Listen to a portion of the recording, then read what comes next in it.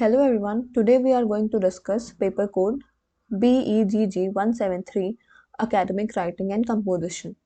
ठीक है, तो आज हम इसके कुछ क्वेश्चंस करेंगे जो कि आपके दिसंबर एग्जाम के लिए इम्पोर्टेंट होने वाले हैं। वीडियो को पूरी देखें। ठीक है, अगर आपको इससे रिलेटेड कोई भी गेस्ट पेपर चाहिए तो आप क्या करें, सिंपली गूगल में जाएं, वहाँ पे शॉप hindustanKnowledge.com पे जाएं। ठीक है, ये हमारी पहली साइट आ जाएगी। इस साइट पे आप चले जाएं। यहाँ पे आप अपना जो भी आपका पेपर कोड है वो आप सर्च करें। ठीक है, जैसे कि हम देखेंगे BEGG 173। तो ठीक है, आपको इसके जो भी पेपर कोड हैं आपको हिंदी इंग्लिश दोनों मीडियम में ही सारे पेपर कोड के, ठीक है, आपको गेस्ट पेपर्स अवेलेबल हो जाएंगे। अब जैसे ये देखिए, यहाँ से आप बाय नाउ पे क्लिक कर लेंगे और आपको यहाँ से ये गेस्ट पेपर परचेज हो जाएगा। ठीक है, अगर आपको हमारी वेबसाइट से गेस्ट पेपर परचेज करने में कोई भी प्रॉब्लम आती है तो आप क्या करें, सिंपली यहाँ पे हमारा व्हाट्सएप नंबर दिया गया है 9580023321। ठीक है, आप इस नंबर पे क्या कर सकते हैं, मैसेज कर सकते हैं और आपको आपकी क्वेरी सॉल्व हो जाएगी। ठीक है, अगर आपको आज की क्लास पसंद आए तो आप वीडियो को लाइक करें और चैनल को सब्सक्राइब करना ना भूलें। ठीक है, और अपने दोस्तों के साथ भी इस वीडियो को ज़्यादा से ज़्यादा शेयर करें। तो ठीक है, चलते हैं पहले क्वेश्चन की तरफ। What is copyright law? Why should the author of academic text be aware of such law? इसमें हमें क्या है, the main emphasis on copyright law. यहाँ पे हमें कॉपीराइट लॉ के बारे में बताना है और ऑथर, जितने भी ऑथर हैं एकेडमिक टेक्स्ट के, उन्हें अवेयर क्यों होना चाहिए of such a law. So introduction. Copyright law is a set of rules that protects the original work of creators. Copyright जो लॉ होता है ये सेट ऑफ रूल्स है जो कि प्रोटेक्ट करता है किसी भी ओरिजिनल वर्क ऑफ क्रिएटर्स को। ठीक है, क्रिएटर का जो भी ओरिजिनल वर्क है उसको ये प्रोटेक्ट करता है।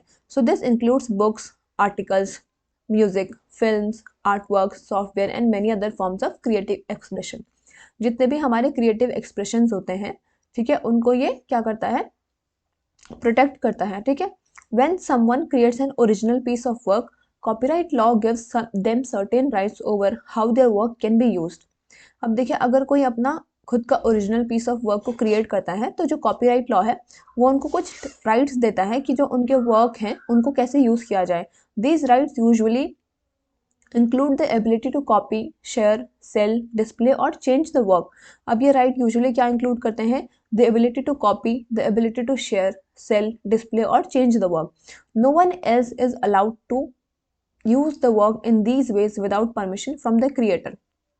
यानी कि किसी को भी परमिशन नहीं होती है, no one is allowed so that they can use the work of the creators without their permission. ठीक है, copyright protection begins automatically as soon as the work is created. अब कॉपीराइट प्रोटेक्शन बिगिन हो जाता है automatically जैसे कि हम work create कर देते हैं। ठीक है, so the author does not need to register it for protection, although registration can sometimes be helpful in legal situations.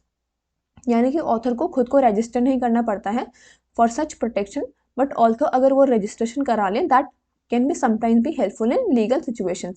So copyright last for many years, often the creators life time plus several decades. अब जो copyright है वो last करता है for many years, जहाँ तक कि creator की लाइफ है, and plus several decades. So after that the work enters the public domain, meaning anyone can use it freely. So now we will look at why academic authors should be aware of copyright law। यानी कि किसी भी academic author को copyright law के aware क्यों होना चाहिए। ठीक है, so author of academic text such as researchers, students and teachers must be understand the copyright law for several important reasons। यानी कि बहुत सारे important reasons हैं, तो इसीलिए जितने भी academic text के author हैं जैसे कि researchers हो गए, students हो गए और teachers हो गए, उनको copyright जो law है उसको understand करना चाहिए। First, academic works often uses information from many sources। अब जो academic work होता है वो बहुत सारे sources से information use करता है। When writing a paper or book, authors must ensure they are not copying someone else's works without permission। यानी कि जब हम कोई बुक लिख रहे होते हैं या फिर कोई पेपर लिख रहे होते हैं तो ऑथर्स को क्या इंश्योर करना चाहिए कि वो किसी और का वर्क को कॉपी ना करें without their permission. Using another person's words, ideas, images और data without proper credit is called plagiarism. यानी कि अगर हम किसी और जो पर्सन है उनके वर्ड्स को, उनके आइडियाज़ को, इमेजेस या फिर डेटा को हम बिना उनके प्रॉपर क्रेडिट के अगर यूज़ करते हैं तो उसे हम प्लेजियरिज्म बोलते हैं। And it can also lead to serious academic और लीगल कॉन्सिक्वेंसेस। यानी कि अगर हम प्लेजियरिज्म करते हैं तो इसकी वजह से क्या है, लीगल कॉन्सिक्वेंसेज भी झेलने पड़ सकते हैं। Copyright laws helps authors know when they must ask for permission and when they can use a source under fair use, which allows limited use of copyrighted material for purpose like education, research, criticism or news reporting. ठीक है। Second, academic authors need to protect their own work. अब जो academic authors हैं उन्हें क्या है, उनको need है अपने खुद के वर्क को प्रोटेक्ट करने की. So when an author publishes a research paper, thesis और a book, they want to make sure that others do not misuse it. जब भी कोई पब्लिशर या फिर जो मतलब ऑथर्स होते हैं जो अपने वर्क को पब्लिश करते हैं, ठीक है, अपने रिसर्च पेपर को या फिर थीसिस को या फिर बुक को, तो वो क्या चाहते हैं, वो चाहते हैं कि जो दूसरे लोग हैं उनके जो वर्क है उसको मिसयूज ना करें. ठीक है. Copyright give them control over how their work is shared और रिप्रोड्यूस. कॉपीराइट उनको, ठीक है, कंट्रोल देता है ओवर देयर वर्क कि उनका वर्क कैसे शेयर किया जा रहा है, कैसे रिप्रोड्यूस किया जा रहा है. This is important because academic authors invest significant time and effort into creating quality research. Without copyright, their work could be taken, copied or even sold by others without their knowledge.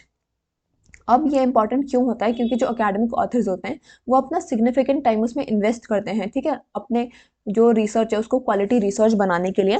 तो अगर copyright नहीं होगा तो जो उनका work है वो कोई भी ले सकता है, कोई भी कॉपी कर सकता है, यहाँ तक कि बेच भी सकता है उनके बिना नॉलेज में आए. ठीक है. Third, understanding copyright helps author makes better decision about publishing. यानी कि जब भी हम जो ऑथर है वो कॉपीराइट लॉ को अगर अंडरस्टैंड करेगा तो वो एक बेटर डिसीजन बना सकता है about their publishing. So many publishers ask author to transfer some or all of their copyright. अब जो बहुत सारे पब्लिशर्स होते हैं वो क्या करते हैं, वो ऑथर्स को पूछते हैं कि वो अपने कुछ या फिर सारे ही कॉपीराइट को ट्रांसफर कर दें. If authors do not understand what they are signing, they may lose important rights to their own work. अब देखो, अगर ऑथर को पता ही नहीं होगा कि उनका कॉपीराइट क्या है तो they may lose important rights to their own work. So knowing copyright basics helps them choose between traditional publishing and open access publishing, where research is shared freely but still protected.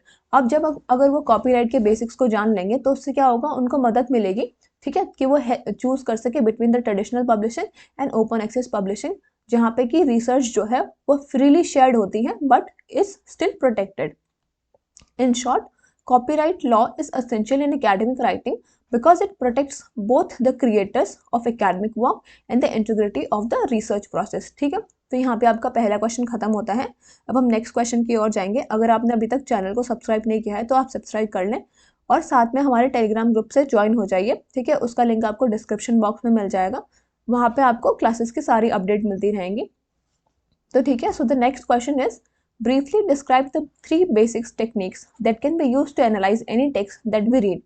अब हमें 3 basic techniques बतानी है, ठीक है, that can be used to analyze any text that we read. यानी कि हम किसी भी टेक्स्ट को अगर रीड करते हैं तो हम क्या क्या बेसिक टेक्निक्स हैं उसको एनालाइज करने की. So when we read any text like a story, article, poem or essay, we can understand it by better using some simpler techniques. यानी कि अगर हम किसी भी वर्क को रीड कर रहे हैं, किसी भी टेक्स्ट को रीड कर रहे हैं, जैसे कि स्टोरी हो गई, आर्टिकल हो गया या फिर पोएम या फिर ऐसे हो गया, तो हम उसे बेटरली कैसे अंडरस्टैंड कर सकते हैं, by using some simple techniques. So these techniques help us think clearly about what the text says, how it is written and why it was written. तो ये टेक्निक्स हमें क्या मदद करती हैं कि ये टेक्स्ट लिखा क्यों गया है, ये टेक्स्ट कैसे लिखा गया है, ये टेक्स्ट क्या बोलना चाह रहा है. ठीक है. फर्स्ट इज लिटरल और surface level analysis. So this is the first and simplest step in understanding any text. ये पहला और सिंपल स्टेप होता है किसी भी टेक्स्ट को अंडरस्टैंड करने के लिए. In literal analysis we focus on what the text directly says. यानी जो कि टेक्स्ट डायरेक्टली बोल रहा है हम उसको समझने की कोशिश करते हैं. We look at the basic facts, events, characters and ideas without trying to find hidden meaning.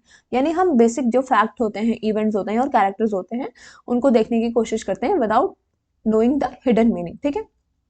For example, if you read a story about a boy who travels to a forest, literal understanding asks why did he go, what did he see, what happened next. ठीक है. So this techniques helps in understand the main message, storyline and important details. अब ये जो technique है ये हमें understand मतलब help करती है to understand the main message क्या है, स्टोरी लाइन क्या है, इंपॉर्टेंट डिटेल्स क्या है. It also ensures that we don't misunderstand the text before moving to deeper thinking. ये हमें इंश्योर करता है कि हम टेक्स्ट को मिसअंडरस्टैंड न कर दें before we move to the deeper thinking. Good literal analysis involves identifying the main idea, supporting the points, key terms and summary of the text in simple words. अब जो कोई लिटरल एनालिसिस होता है, ठीक है, गुड लिटरल एनालिसिस क्या involve करता है, हमारे मेन जो हमारा आइडिया होता है उसको आइडेंटिफाई करता है, सपोर्टिंग पॉइंट्स को लाता है, की terms and summary of the text in simple words. Second है स्ट्रक्चरल और language analysis. Structural analysis focus on how the text is written, यानी कि टेक्स्ट को कैसे लिखा गया है। Every writer uses different writing techniques, styles and structures to express ideas, यानी कि जो बहुत सारे अलग अलग राइटर्स होते हैं वो अलग अलग टेक्निक्स को यूज करते हैं, अलग अलग स्टाइल को यूज करते हैं और अलग अलग स्ट्रक्चर को यूज करते हैं to express their ideas. Here we examine the choice of words, tone, sentence structures and organisation of the text. हम यहाँ पे क्या एग्जामिन करने को मिलता है कि उन्होंने चॉइस ऑफ वर्ड्स कैसी रखी है, उनका टोन क्या है, what is their sentence structure and what are the organisation of the text. We also look at the devices like metaphors, similes, repetition और imagery if it is a poem or a story, यानी कि हमें metaphors, similes और repetition और imagery भी देखने को मिलती है अगर वो एक poem है या फिर story है। For example, if the writer uses many short sentences, it may create a fast or tense feeling, यानी कि अगर कोई राइटर है वो short sentences को यूज कर रहे हैं तो ये क्या कर सकता है, कोई fast और tense feeling को create कर सकता है। If they are emotional or descriptive words, it makes the text more vivid, यानी कि अगर हमें देखने को मिलता है कि उन्होंने इमोशनल वर्ड्स को यूज़ किया है, डिस्क्रिप्टिव वर्ड्स को यूज़ किया है, तो वो टेक्स्ट को क्या बनाता है, it makes the text vivid, that is real, ठीक है। So this techniques helps understand the writers style. इससे हमें क्या पता चलता है कि राइटर का स्टाइल क्या है, how the text is built and how the language affects the reader. It also tells us why some text feel serious, funny, dramatic और पर्सुएसिव, ठीक है। थर्ड इज इंटरप्रेटेटिव और deep analysis. Interpretative analysis is about finding the deeper meaning behind the text, यानी कि ये कौन सा है, इसमें हम टेक्स्ट का डीपर मीनिंग जानने की कोशिश करते हैं। It ask questions like why did the writer create this text, what message और theme are they trying to share, what emotions और ideas does the text suggest, यानी कि हमारे दिमाग में ऐसे ऐसे क्वेश्चंस आते हैं कि राइटर ने ये टेक्स्ट क्यों लिखा, what is the message behind this, what are they trying to share, ठीक है। This technique goes beyond the words and looks at the hidden meanings, cultural references, symbols और lesson।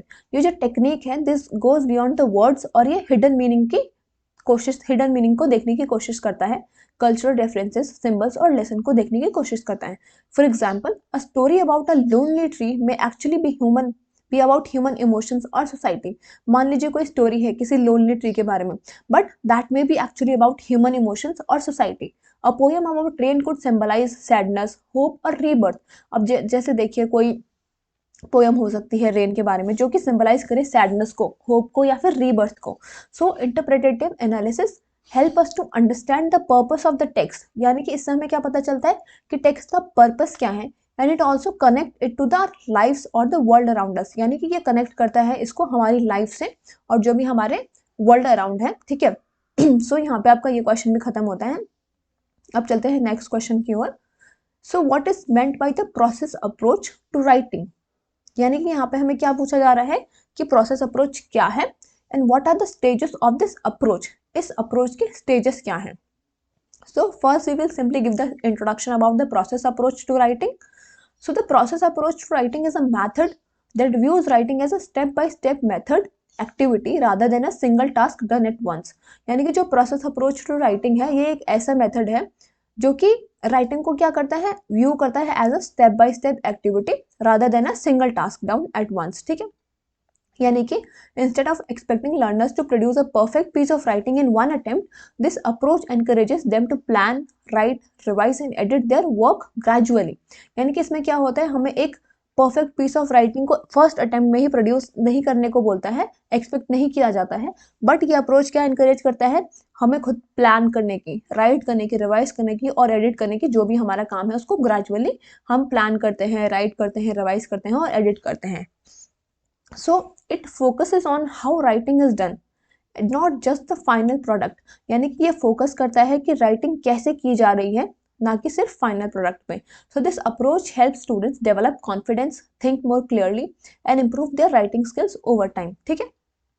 In the process approach writing is seen as a journey. Process approach में क्या है, writing को एक journey की तरह देखा गया है writer explores ideas, organise their thoughts, write drafts, get feedback and then improve their work.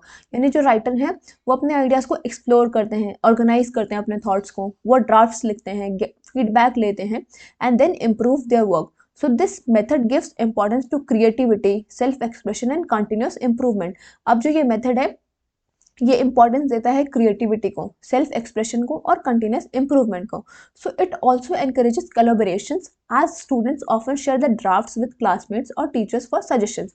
तो इससे क्या होता है, कोलैबोरेशन भी एनकरेज होता है, क्योंकि जो स्टूडेंट्स होते हैं वो अपने ड्राफ्ट्स को क्या है अपने क्लासमेट्स के साथ शेयर करते हैं या फिर टीचर्स के साथ शेयर करते हैं फॉर द सजेशंस। ठीक है, now we will look at the stages of process approach. First is pre-writing, that is planning and idea generation.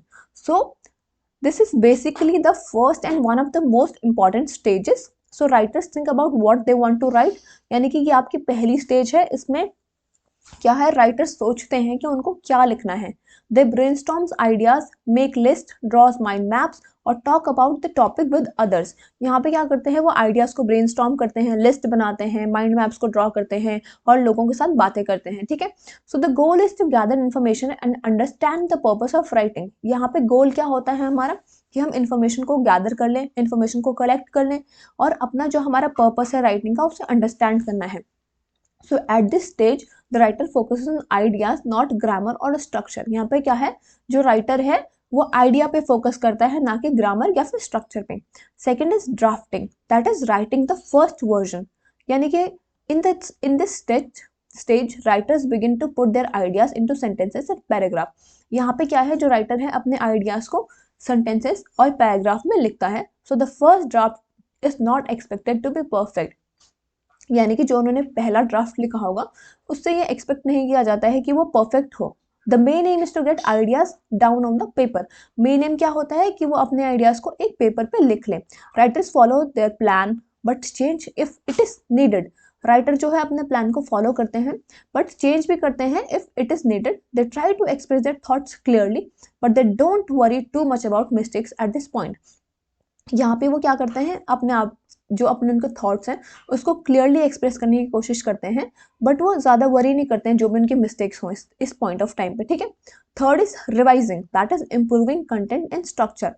Revising, so revising means reading the draft again and again and improving it. Revising का मतलब है कि हम अपने draft को बार बार पढ़ रहे हैं और उसे इम्प्रूव कर रहे हैं। जो राइटर्स होते हैं they check whether their ideas are clear, well organised and meaningful. यानी कि जो उनके आइडियाज हैं वो क्लियर हैं, वेल ऑर्गेनाइज्ड और मीनिंगफुल हैं कि नहीं। So they may add more details, remove unnecessary parts और रीअरेंज सेंटेंसेस। यहाँ पे क्या करते हैं, वो डिटेल्स ऐड करते हैं, अननेसेसरी पार्ट्स को ठीक है रिमूव करते हैं and they rearrange their sentences. So sometimes writers get feedback from teachers और क्लासमेट्स। तो यहाँ पे क्या है, जो राइटर्स हैं वो फीडबैक किससे मिलता है उनको, अपने टीचर्स से या फिर क्लासमेट्स से। सो this stage help making the writing stronger and more effective. इस स्टेज में क्या होता है, जो राइटिंग होती है वो ज़्यादा इफेक्टिव और स्ट्रॉन्गर होती है। ठीक है, fourth is editing, that is correcting language errors. ठीक है, after revising the content the writer focuses on correcting grammar, spelling, punctuation and sentence structure. अब जब राइटर ने रिवाइज कर लिया है तो अब राइटर किस पे फोकस करेगा, to focus on the correct grammar, spelling, punctuation and the sentence structure. So the aim is to make the writing accurate and polished. यहाँ पे राइटर का एम क्या होता है कि राइटिंग है उसको एक्यूरेट बनाए और पॉलिश्ड बनाए। Editing makes the final text clearer and more professional. ठीक है, fifth is publishing or sharing, that is final presentation. So this is the last stage where the final version is shared with the others. ये क्या होती है, last stage होती है जहाँ पे कि जो हमारा फाइनल वर्जन होता है उसे हम दूसरों के साथ शेयर करते हैं। Students may read their work aloud, display it on wall और submit it to the teacher. Students अपने वर्ड जो अपना वर्क है उसको रीड कर सकते हैं, उसको डिस्प्ले कर सकते हैं किसी वॉल पे या फिर उसे सबमिट कर सकते हैं टू द टीचर।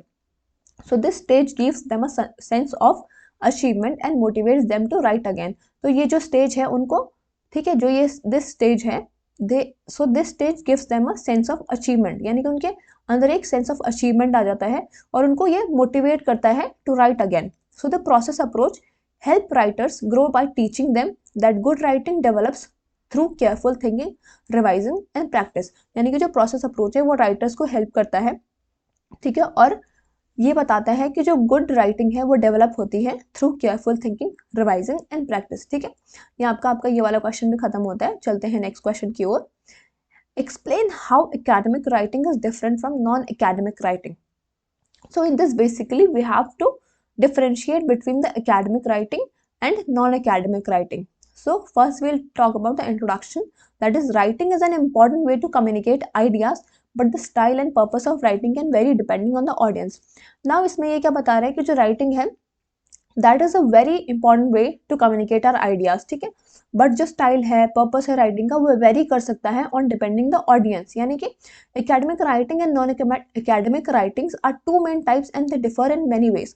अब जो एकेडमिक राइटिंग है और नॉन एकेडमिक राइटिंग है वो दो मेन टाइप्स की राइटिंग है और वो डिफर करती हैं बहुत सारे वेज में। पहला है purpose.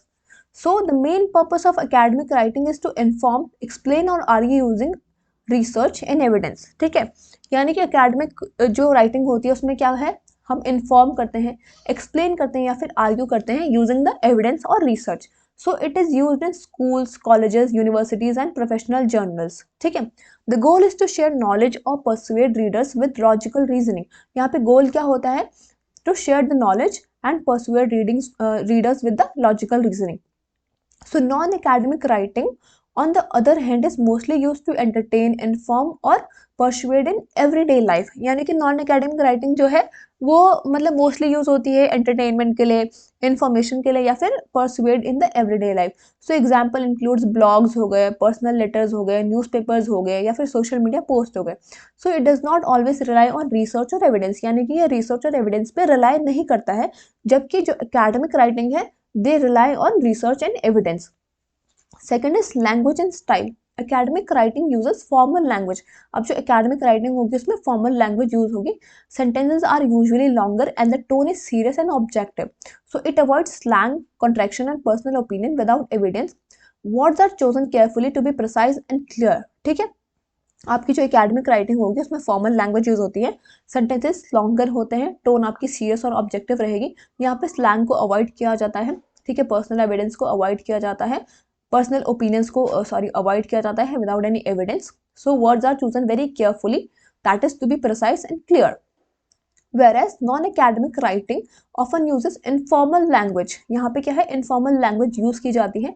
Writer can use personal opinions, jokes, contractions and everyday works. The tone can be casual, emotional और friendly. इसमें जो हमारी टोन है वो casual भी हो सकती है, emotional भी हो सकती है या फिर friendly भी हो सकती है। ठीक है, यहाँ पे जो राइटर है वो अपने पर्सनल ओपिनियंस को भी लिख सकते हैं, जोक्स को लिख सकते हैं। ठीक है, third is structure. Academic writing follows a clear structure, यानी कि जो आपकी एकेडमिक राइटिंग है वो एक क्लियर स्ट्रक्चर को फॉलो करती है। Most academic papers have an introduction, body parts with evidence and a conclusion. Ideas are organized logically and each paragraph focuses on one main point. यानी कि जितने भी आपके एकेडमिक पेपर्स होते हैं उसमें क्या होता है, मेनली पहले इंट्रोडक्शन होता है, सेकंड आपका बॉडी पार्ट होता है, that is with also evidence, and lastly आपका कंक्लूजन होता है। इसमें क्या होते हैं, आइडियाज जो हैं वो लॉजिकली ऑर्गेनाइज्ड होते हैं और हर पैराग्राफ में कुछ ना कुछ मेन पॉइंट पर फोकस हो रहा होता है। Whereas in non-academic writing that can be more flexible, stories, articles and blogs may not follow strict rules. Writers can change the order of ideas and include personal stories freely. अब virus जबकि हम देखते हैं जो non academic writings हैं वो बहुत flexible होती हैं, वहाँ पे जैसे कि स्टोरीज हो गए, ब्लॉग्स हो गए, ठीक है, आर्टिकल्स हो गए, वो क्या है, कुछ स्ट्रिक्ट रूल फॉलोज नहीं करते हैं। दे जो राइटर होते हैं they can change the order of their ideas और अपनी पर्सनल स्टोरीज को भी उसमें यूज कर सकते हैं। Fourth is evidence and references. Academic writing always relies on evidence. अब जो भी एकेडमिक राइटिंग है आपकी वो एविडेंस पे रिलाई करती है। Writers use books, research papers, statistics and other reliable sources to support their ideas. अब जो भी राइटर्स हैं ना वो बुक्स वगैरह का यूज़ करते हैं, रिसर्च पेपर्स यूज़ करते हैं और जितने भी रिलायबल सोर्स होते हैं, जितने भी ऑथेंटिक सोर्स होते हैं उनको यूज़ करते हैं to support their ideas. They also cite these sources properly to avoid plagiarism. वो क्या करते हैं, इन सोर्सेज को साइट भी करते हैं so that they could avoid plagiarism. Whereas non-academic writing rarely requires formal evidence, writers can share opinions, experiences और general knowledge without citing sources. जबकि जो नॉन एकेडमिक राइटिंग है वो रियरली क्या है, they really require the formal evidence and writers क्या है इसमें अपने ओपिनियंस को शेयर कर सकते हैं, अपने एक्सपीरियंस को शेयर कर सकते हैं और general knowledge without citing any sources. ठीक है, fifth is audience. The audience for academic writing is usually teachers, scholars और researchers who expect accuracy and logic. यानी कि जो आपकी ऑडियंस है ना एकेडमिक राइटिंग, वो यूजुअली कौन होगी, टीचर होंगे, स्कॉलर्स होंगे या फिर रिसर्चर्स होंगे, ठीक है। Whereas in non academic writing is for a general audience who may want to be entertained, informed और इंस्पायर्ड। बल्कि जो नॉन एकेडमिक राइटिंग होती है वो किसके लिए होती है, एक जनरल ऑडियंस के लिए होती है, जो कि एंटरटेन होना चाहते हैं या फिर इन्फॉर्म होना चाहते हैं या फिर इंस्पायर्ड होना चाहती है, ठीक है। So in conclusion, we look at, in simple terms, academic writing is formal, structured and evidence-based, while non-academic writing is informal, flexible and personal. So in this we can see that जो academic writing होती है वो formal होती है, structured होती है, evidence based होती है, जबकि जो non-academic writing है वो informal होती है, flexible होती है and personal होती है. So both are important, but each serves a different purpose. दोनों ही important है, but they both serves a different purpose. Understanding the difference helps writers communicate effectively depending on their goal and audience. अब अगर writer को पता होगा इन दोनों के बीच का डिफरेंस, तो they can communicate effectively depending on their गोल, जो उनका गोल है और उनकी ऑडियंस कौन है, ठीक है। So these all are the important questions for your December exams, ठीक है। अगर आपको ये वीडियो पसंद आती है तो आप चैनल को सब्सक्राइब करें और अपने दोस्तों के साथ ज़्यादा से ज़्यादा शेयर करें। Thank you.